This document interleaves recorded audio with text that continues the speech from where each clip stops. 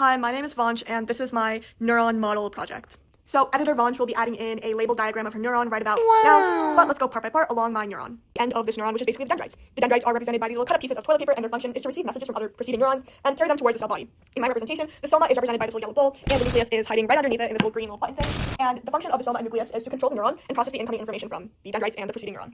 Now let's move on to the axon hillock. In this case, the axon hillock is represented by these little folded up pieces of post-it, and their function is to decide whether to send a signal down the axon after receiving input from the soma and the dendrites. Now let's take a look at the axon. In my model, the axon is represented by a little packaged straw, and the function of the axon is to carry the electrical impulses or the action potential away from the cell body and towards the terminal branches. But let's take a closer look at the axon. Here we can see the little black hair ties that are tied around them, which represent the myelin sheath. The myelin sheath insulate the axon and make the impulses travel faster. And additionally, the little spaces in between the myelin sheath are the nodes of Ranvier, which are the gaps between the sections where ions move in and move out, letting the signal jump along the axon.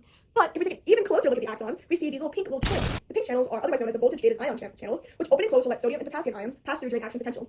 To look even further, we see these little cut-up pieces of paper. In my model here, the striped, or in this gridded type of molecule, be the sodium ions, whereas the more potassium ions, as there's 5 and 4, potassium ions be the shaded one. The function of the sodium ions is to rush into the neuron and make it more positive, whereas the function of the potassium ions is to flow out of the neuron to restore the negative charge. And lastly, another thing on the axon is the sodium-potassium pump, which is seen through these little black pieces, and the function is to restore the ion balance.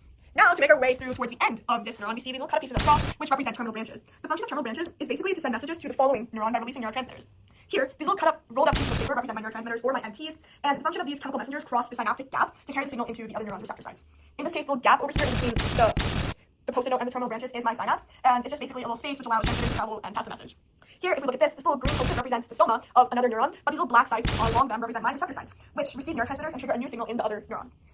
And yeah, I believe that's it. Oh, and this also just represents a little vesicle. That's it.